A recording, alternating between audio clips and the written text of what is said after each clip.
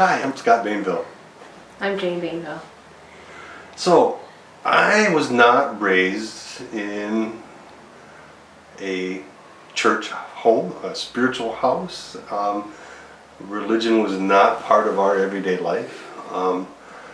My mom, I believe, attempted some sort of spirituality. I was baptized Catholic, but I think that was more on my father's side of being very staunch Catholics.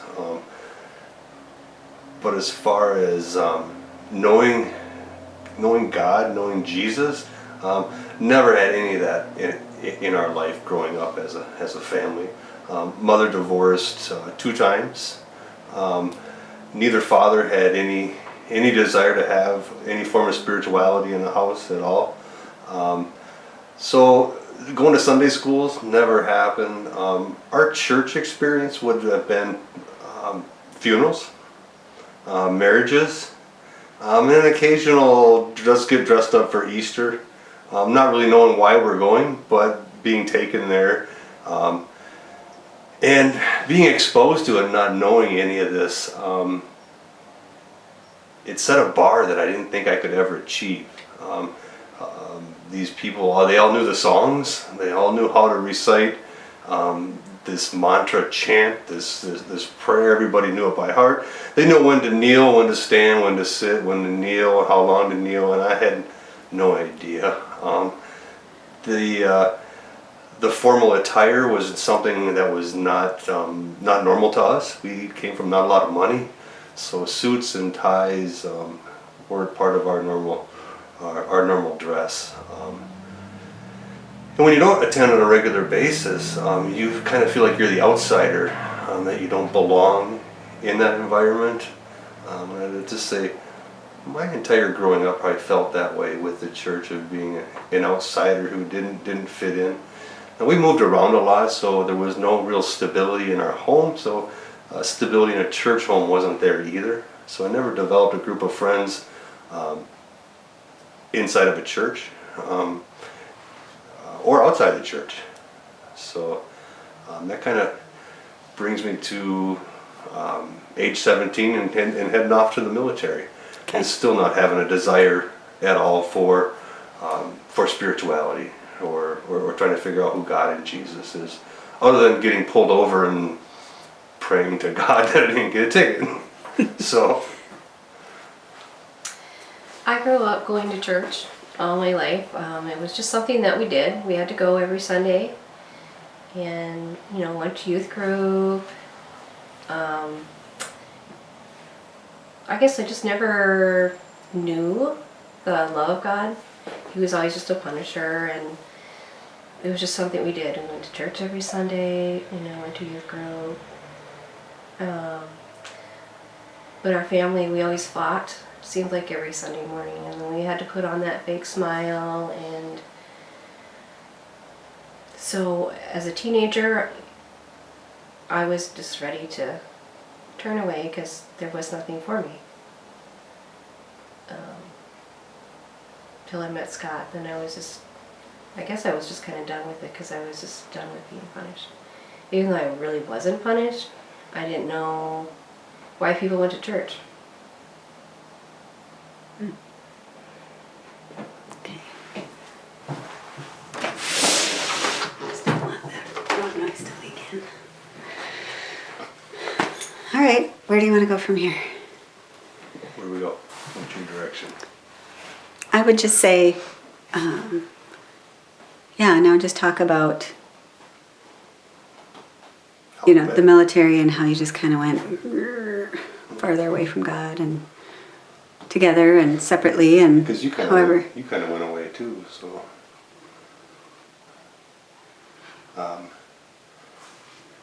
I find myself in the military,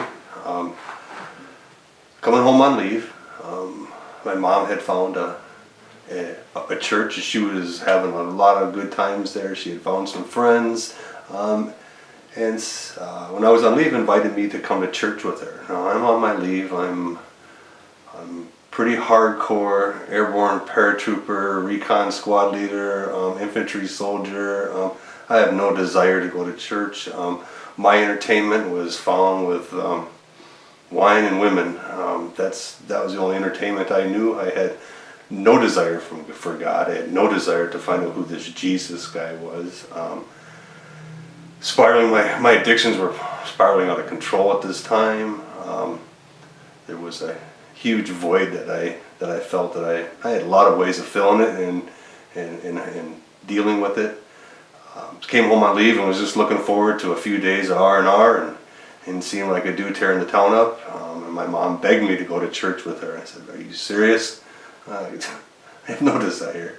Until Mom said that there was a couple girls my age that attended there, and they were quite attractive. And that more than sparked my curiosity. That got me to put on my full dress uniform and attend a church with the only sole purpose of checking out these two girls. And they were sisters. It was even a better deal. So I find myself attending church and being drawn towards one of them quite strongly, wanting to definitely get to know her. I try to get rid of the thoughts that I had in my head, because I knew that probably wasn't good thoughts to have inside of this fancy building with this cross on it.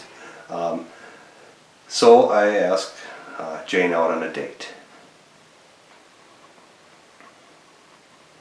What do you think of this soldier? I knew our parents were kind of setting us up for me to meet him. My mom, I think, was still worried because she didn't know if he was saved or not. But he showed up, and yeah, we went on our first date, and I just fell for him. So this whole process of dating was dating via correspondence, through letters, and we pretty much had lost track of each other for a while. I was being shipped all over, wrote letters back and forth. Had reached a low point in drinking. I was out in New York training West Point cadets. Woke up one morning and said I got to put an end to all this, and found Jane's phone number and called her. She was in California and said, "I'm coming home on leave again. I'd like to see you again." She agreed to fly from California back to Minnesota just to see me again. And we realized at that point that we had something special, the two of us, that there was something that was being formed there, and that we didn't want to be without each other. We wanted to get married and make this a real thing. So we get married. The preacher man said that I had to go through a 2-week premarital class. I said, "I'll give you 2 days." It turned out to be just an afternoon, and they pretty much figured that this young couple wouldn't make it. They had serious communication issues, is what their papers showed. Nobody had ever talked about being unequally yoked, and as I look back now, I realize, wow, why was that point never brought up? Because you had this young girl who had been raised in the church, raised by a Christian family. They had done everything correctly, and she was falling for a guy that was about the polar opposite of that. So, but when God's got something in mind, He works through it. And the 2 days after the wedding, I flew back to Alaska. I was going to finish my tour up there. I had to do, I think, 13 more months, and then I could fly back down and be with Jane, or I could volunteer to spend 3 more years up there, and they would fly Jane up there and provide housing. So I said, well, I'll just spend 13 months up here, and then we'll figure out what's after that. That lasted about 30 days, and I went and re-enlisted for another 3 years to get Jane back up there. I didn't realize how much I had missed her. So. Yeah, once we were married, I just want to say that we weren't really totally different, because at the time I met him, I was doing my partying, and so, I think my parents still thought I was innocent, but I was ready to marry him and get away from the church. And So now you moved to Alaska. Yeah, tell us about your married life. I didn't have a whole lot of money at the time when we got to Alaska. I was a single GI, didn't save anything, I spent it all, so I knew we needed a vehicle. So Jane had been a very fervent saver, and had some money in the bank and said, "You know what, I'll send you some money up so we can get a vehicle." So I buy a 1978 Jeep CJ that was jacked up on big 36-inch tires, 6-inch lift kit. This thing is massive. It is your true Alaska expedition vehicle.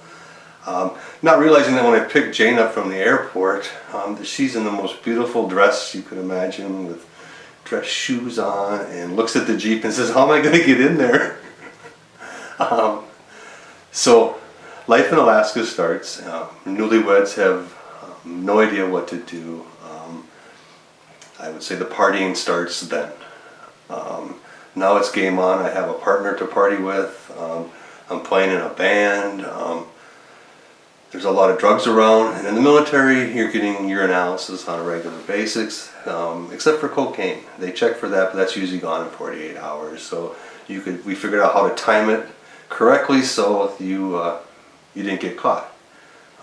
Still no spirituality, no God, no Jesus. We're as a couple as far away from that. It's not even on our radar at this point.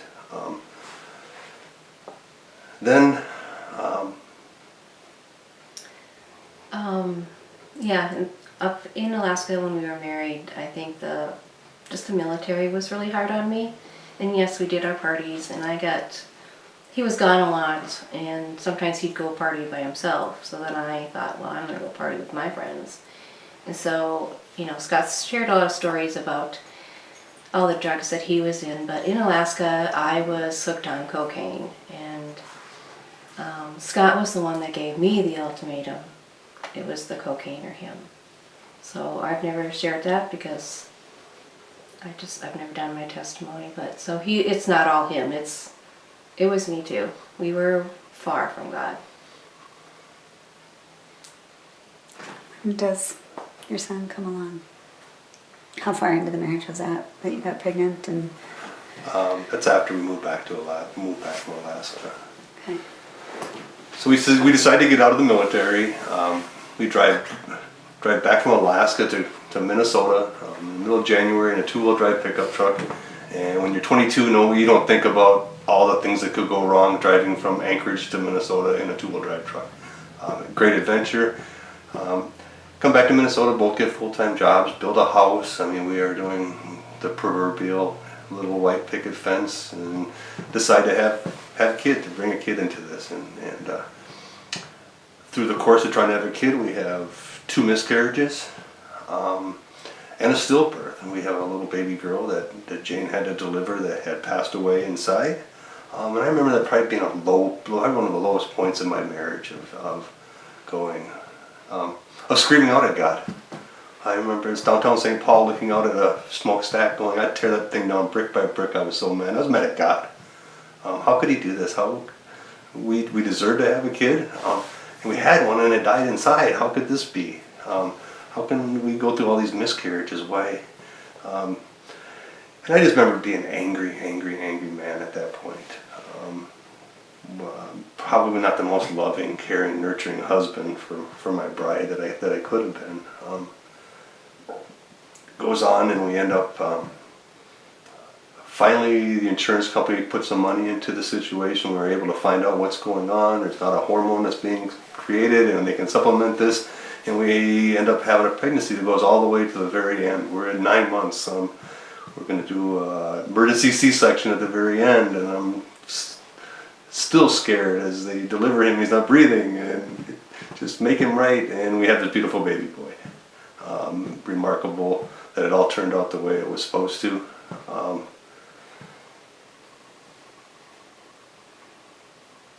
Anything you want to say about that? Your version of that. Yeah, I was mad at God too after having the miscarriages, and yeah, he was very angry, and but even with all that, I would still pray, and I still wish my life was with God and that we were going to church, but I don't know why we didn't. But yeah, when we finally had Zach, I think that was a turning point. We settled down. We settled down.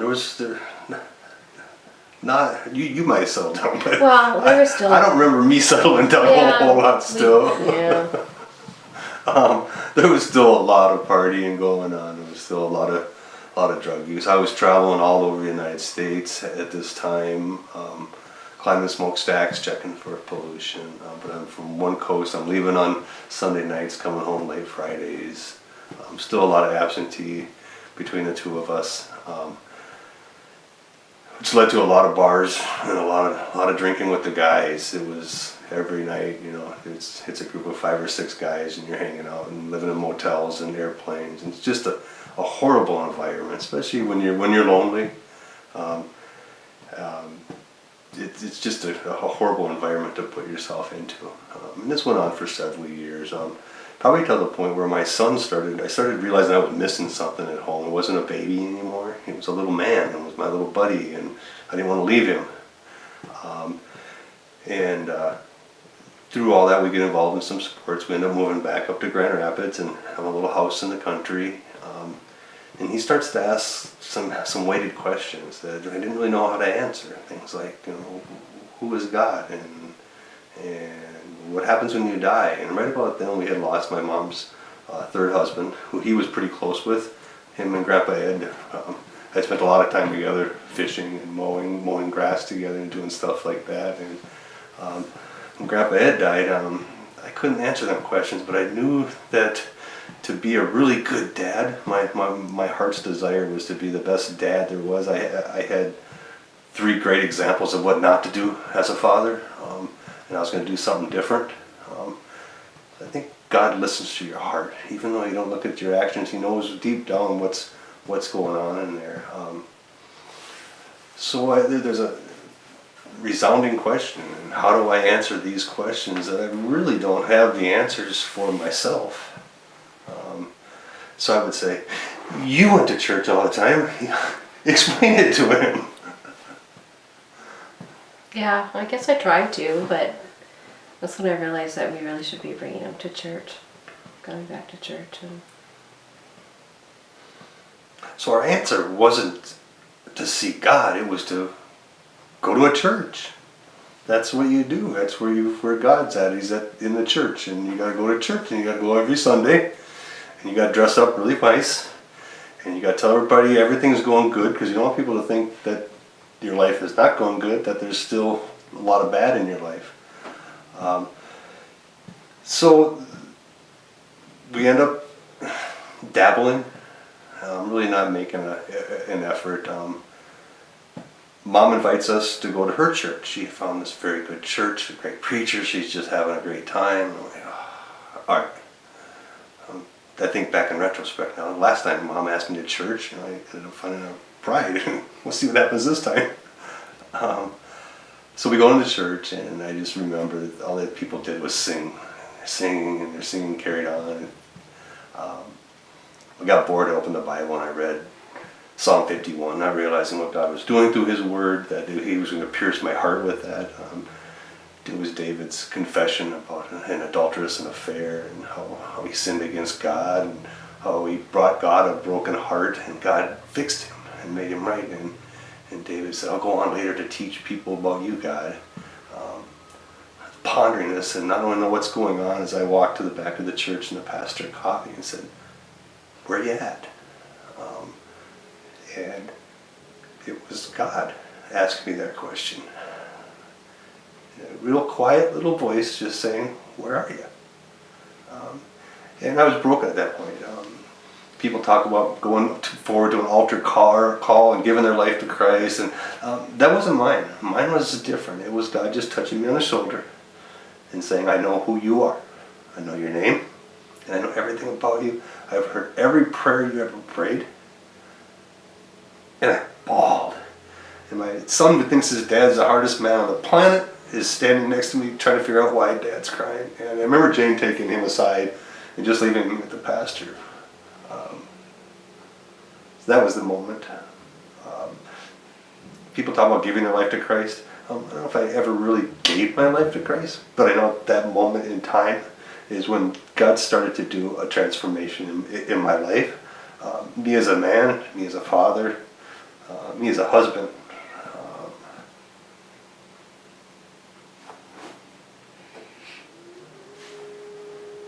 where should I go from there? What are you watching through all this?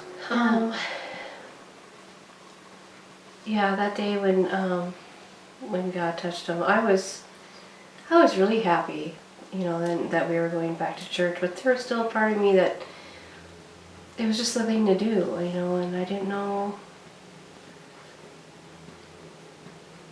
why I wanted to go back to church so much, because it was just, I don't know.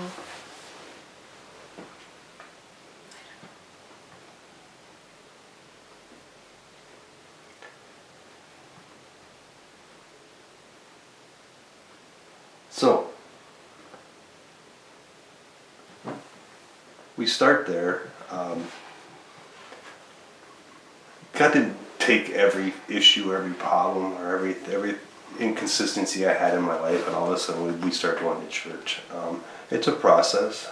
Start realizing that we need to start going to church. Not realizing why we need to go to church, but just that we need to go to church.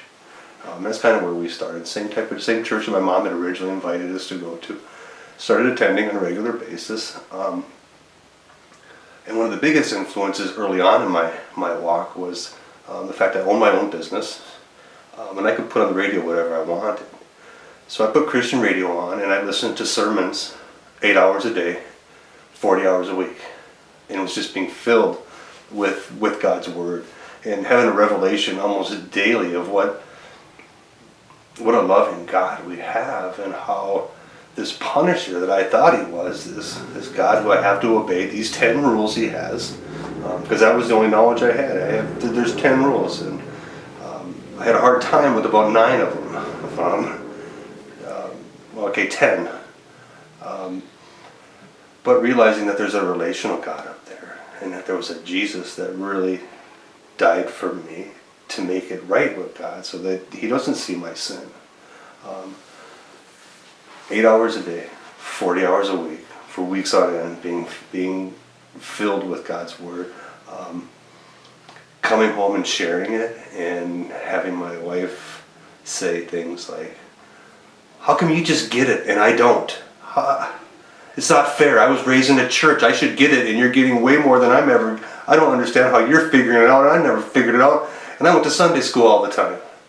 And what I realized as a husband was she's not understanding the relational side of God. She still sees this God as a punisher. This God is going to get her. This God who you got to keep the rules. There was a change in how I viewed my marriage at that point. God was slowly starting to show me that I had a job to do, and that he would do it through me. That he would reveal who Jesus is and how much love he has by transforming my life and watching Jane see it right before her eyes. With her being the closest to me, seeing the man that was the farthest away from this, to seeing how God can use this, how he can change, how he can pour into me, and it will all overflow onto her. So. Yeah, I'd have to say, when he was always listening to the radio, he was my mentor. I thought I was crazy. Like, wow, you're learning so much. And it just kind of made me think, why all the years of our marriage, and I was a Christian, never did I once thought to bring him to Christ. And that just struck me hard, that, I should have been the one. But yeah, he was just teaching me all kinds of things just really fast. He was absorbing it. And yeah, it was unbelievable how fast he grew. So we end up definitely feeling moved by the Spirit to look for a different church. Was not being fed what I felt scripturally was the proper way. I don't know about proper. Focus. Churches can focus on different things. We can focus on gifts, or we can focus on the Word, or we can focus on different things. So I felt God definitely moving us along and saying, I'd like you to go check out a couple other churches in the area.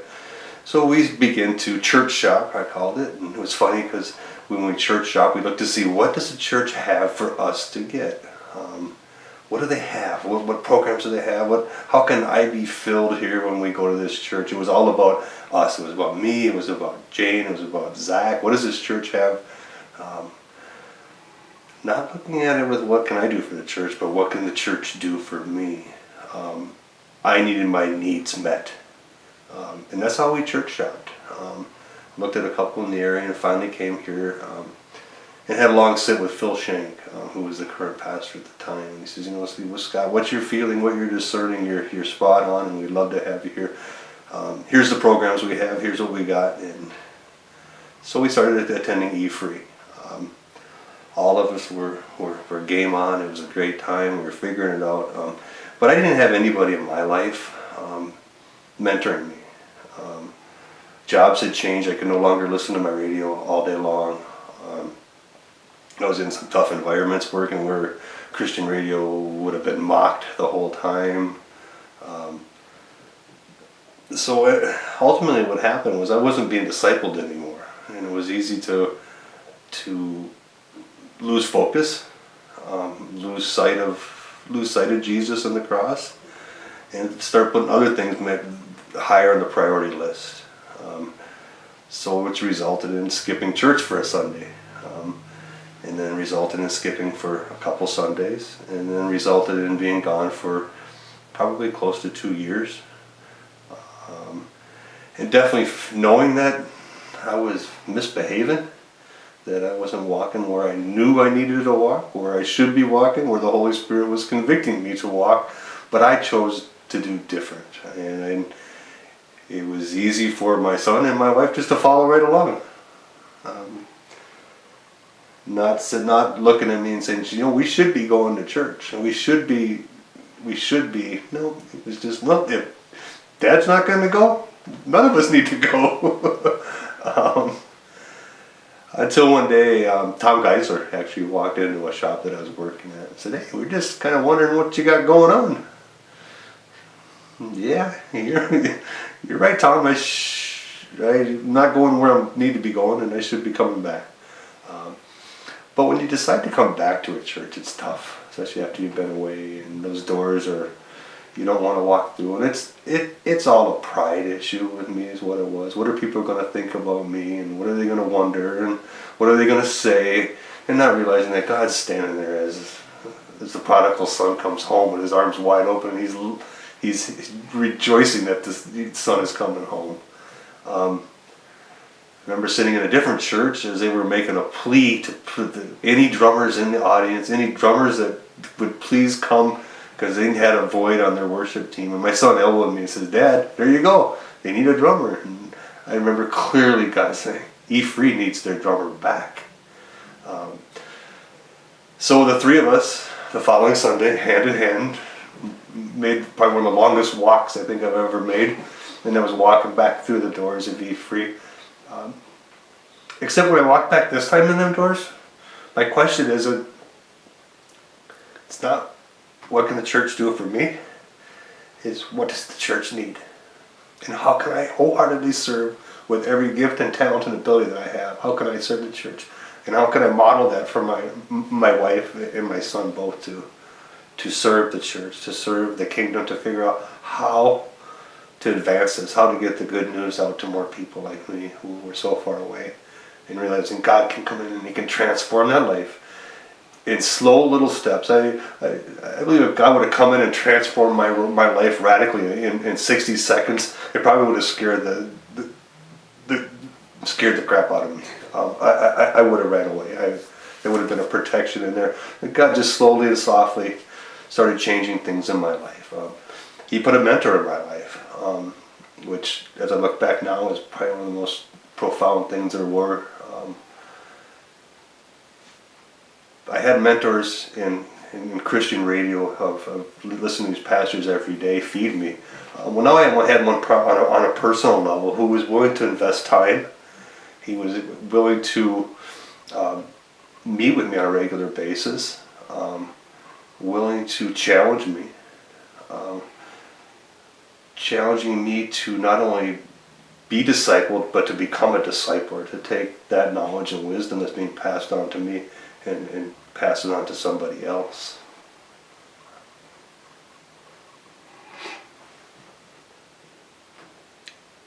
What was it like coming back for you, Jane?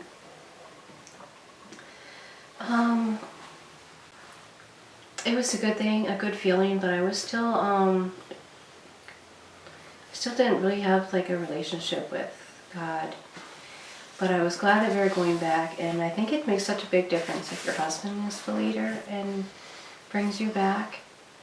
And I was just going to come back and say, this is me, I'm not perfect, but I want to be back here just as I am.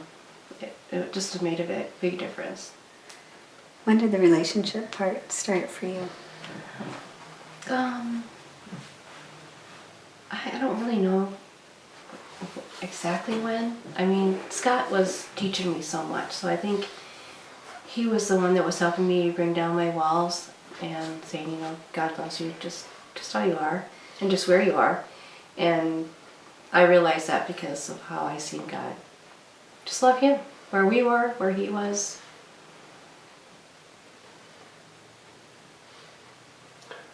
The marriage never took, there was ever this really big moment when I could say, okay, all of a sudden the marriage was here and now the marriage is here. But over time, the more you realize that, the more I realized that God had created me, that he had made me, that he had planned all this out, that he loved me unconditionally. I looked at my wife and said, he did the same thing to her. That's his daughter. And how dare I remember one time speaking some harsh words, and the Holy Spirit say, how dare you talk to my child that way? That's my daughter. That's my daughter, and you're talking to her. I'm like, you're right. I'm talking to God's daughter like this in a very inappropriate way. And who am I? So it was little things, little convictions, I believe, like that over time when the Holy Spirit comes in and says, you know what? That wasn't a very nice thing to say. That wasn't a very nice thing to do. Why don't you just go back and ask for forgiveness? Why don't you just go back and say, hey, I didn't mean that, and then walk away? Because it was better than not saying nothing at all. So over time, God really started to soften my heart. To look at her saying, you know what, where is she spiritually? She's not where you're at. How can you help her out a little bit just to help her show who I am through your acts?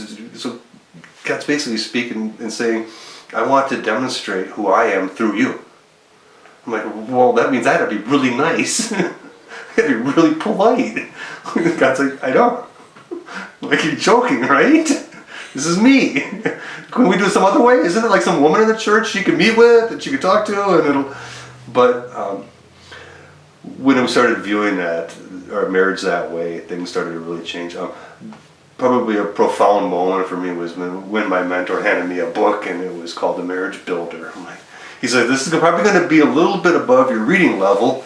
I'm like, yeah. I'd come to realize the book was the notes from a doctor who teaches this class on marriage, and these were just his notes. So, but the premise of it sank right to my heart, is what God needed to reach me and say, do you view your marriage as a ministry?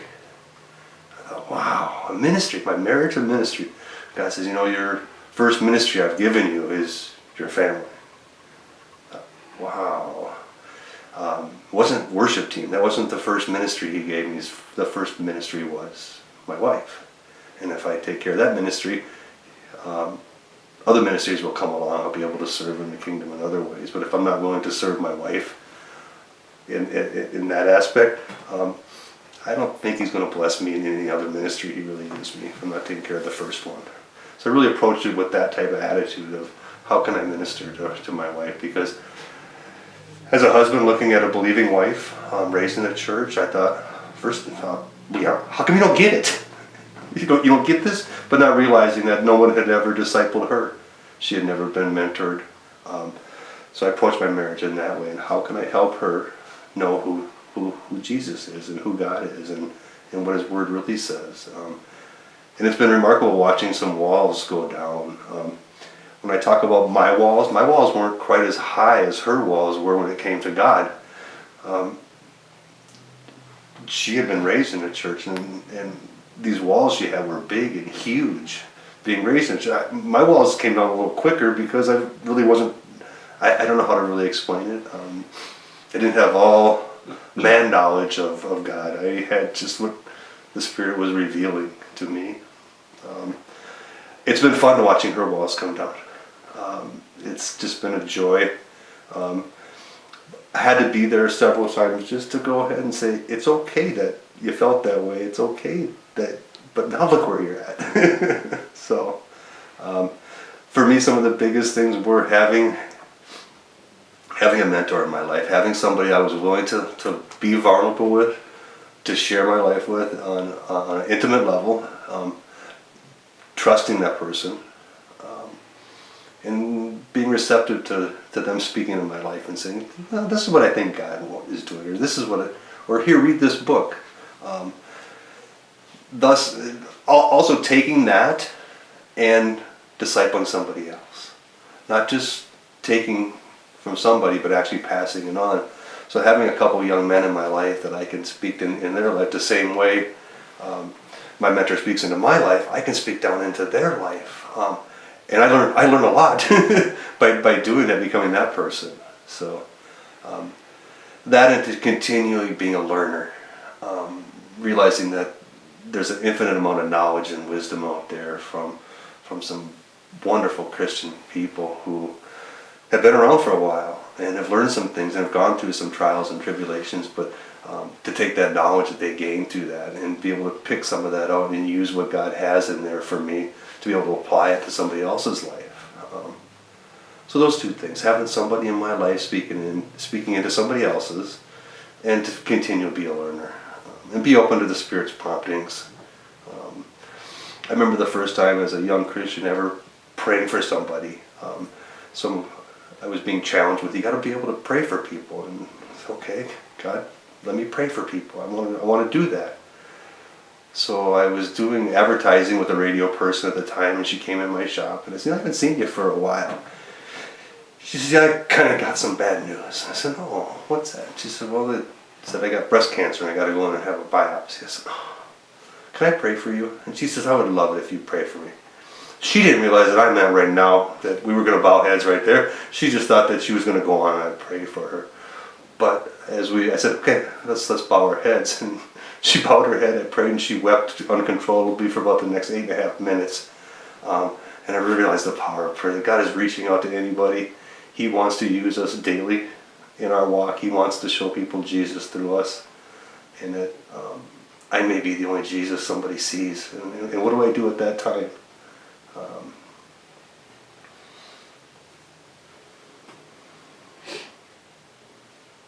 Where do I start now? What about your walls? Last time you talked about how you wish they had come down sooner, so talk about your walls. My walls. I had a lot of walls. Even when we got married, I had walls against Scott. And that was the hardest wall to break. It was a hard wall. I mean, even though I loved him, but and then going to church and stuff, he mentored me a lot, but I still had them walls. I still have a few walls. Then I've just been learning so much to put them down, and he's challenged me to get out of my comfort zone, which isn't easy, but I'm learning.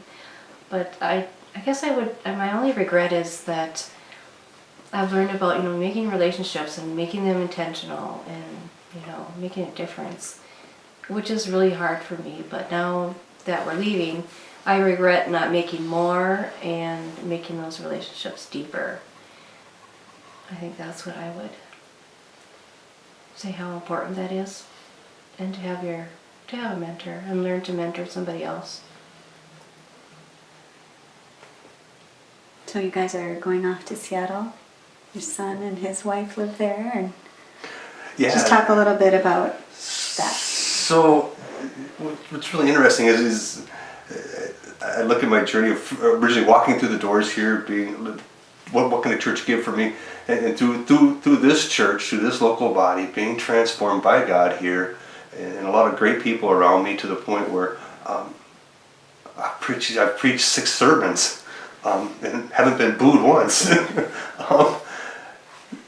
Now God says, I got something else for you.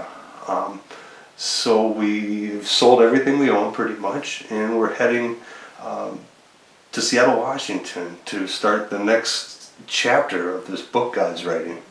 Um, Never seen it coming, didn't realize that. I mean, as an elder here, thinking I'm going to serve out my time here at E Free and just watch this great thing God's doing here, and He's like, no, I got some other place for you. So, heading out, going to see my son and his wife are there. They're newlyweds, had their first wedding anniversary. They're all serving in their local church. Definitely feeling called to maybe go back to school to work on a leadership or pastoral degree in some manner, try to get a little more wisdom and knowledge for the pulpit. Looking for a church that we can walk into and say, what is it you need? Because we're here to serve the kingdom. Can't wait to see the look on that pastor's face when I walk in and say that. But looking at an area of our country that definitely needs more Jesus in it. In fact, I can't think of a more prominent place than out on the coast where Jesus loving people need to be preaching His gospel of good news. And realistically, you don't have an idea what that looks like, but we're willing. We're united in our agreement that here we are, Lord, use us. The harvest is plentiful and the workers are few, but it's time to go harvest. Yeah, I'm really eager to find a church and figure out what God wants us to do. I've got enough courage now that I just want to go out there and I want to touch lives and get involved and make a difference. Yeah. Awesome. Could you It is